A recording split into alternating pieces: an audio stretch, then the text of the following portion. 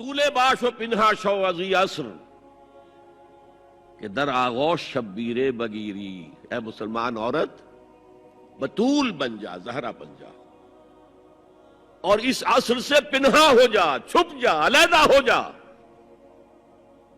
تاکہ تیرے آغوش میں حسین جیسا بچہ پیدا ہو۔ یہ پہلا ہے حجاب، سیگریگیشن آف سیکسز۔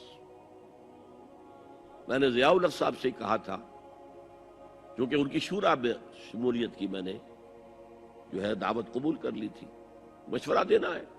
میں اپنے مسجد کے ممبر سے بھی مشورے بھی دیتا ہوں، تنقیدیں بھی کرتا ہوں۔ جیسے انگریزی کا محاورہ right from the horses mouth, تو right into the horses ears کچھ کہا جا سکے تو اچھی بات ہے۔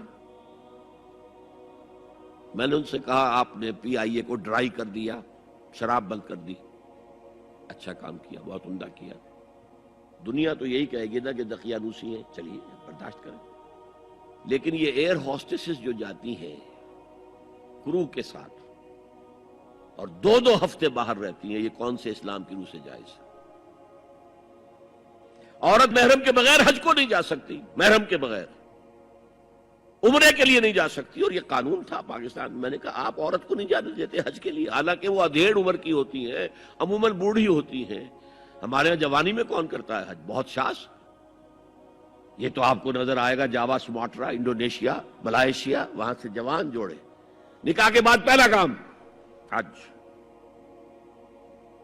کہ ہمارے ہاں تو بڈھے ٹھیرے گئے ہوئے ہوتے، اور پہلے زمانے میں تو ان کو رخصت کر دیتے تھے کہ بس رخصت ہی ہو جائیں گے، یہ واپس نہیں آئیں گے اب۔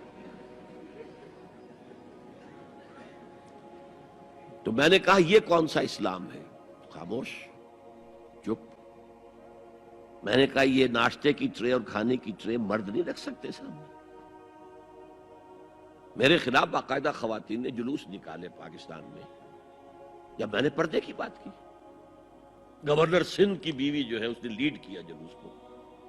میں طالبہ کیا کہ ان کی ٹیلی ویژن کے اوپر جو ہے ان کا سامنے آنا بند کیا جائے۔ میں نے کہا ٹھیک ہے۔ بدا الاسلام غریبا ویسعود کما بدا فطوبی للغرباء۔ اسلام شروع ہوا تھا تو اسی حالت میں تھا کہ کوئی اس کو جانتا پہچانتا نہیں تھا، پھر جب اسلام غالب ہو گیا تو طاقتور کے تو سبھی دوست تھے، سبھی پہچاننے والے، لیکن ان قریب اسلام پھر غریب ہو جائے گا۔ تو جو اسلام کی غربت کے ساتھ خود غریب ہو جائیں ان کے لیے مبارکباد۔ اسلام کا دامن نہ چھوڑیں، چاہے انہیں کہا جائے کہ یہ تو بڑے ہی دقیانوسی لوگ ہیں، بڑے کٹر لوگ ہیں۔ میں نے اس زمانے میں چیلنج کیا تھا، مجھے بتاؤ کیا فرق واقع ہوتا ہے؟ آپ کہیں گے عورتوں کو اگر ہم گھر میں بٹھائیں تو ہماری اکانومی سفر کرے گی، آدھی ہماری جو ہے لیبر وہ کام نہیں کرے گی۔ میں نے کہا where there's a will there's a way۔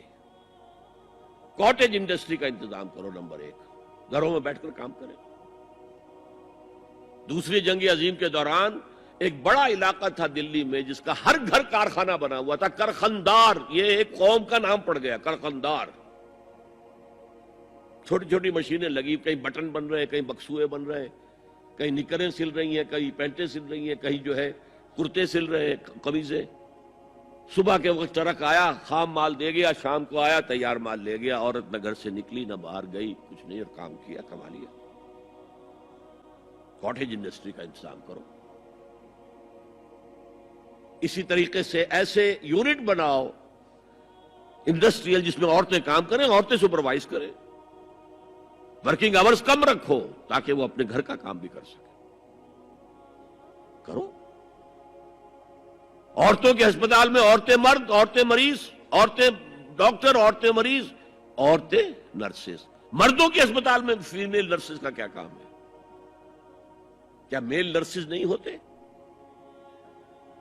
اور کیا آرمی کے اندر جو فارورڈ یونٹس ہوتے ہیں کہ جو جاتے ہیں محاذ کے اوپر، ان میں کوئی عورت نرس جاتی ہے؟ میل نرسز جاتے ہیں، حالانکہ سب سے زیادہ نرسنگ کی ضرورت وہاں ہوتی ہے۔ کسی کا بازو اڑ گیا ہے، کسی کی ٹانگ اڑ گئی ہے، کسی کی پیٹ میں آ کر کسی بم کا ٹکڑا جو ہے لگایا، انتڑیاں باہر نکلی ہوئی ہیں، تو نرسنگ سب سے زیادہ وہاں ضروری ہے۔ وہاں تو فیمیل نرسز نہیں ہوتی، میل ہوتے ہیں۔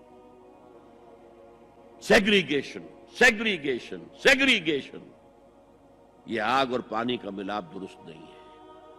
تو بڑا، سب سے بڑا پردہ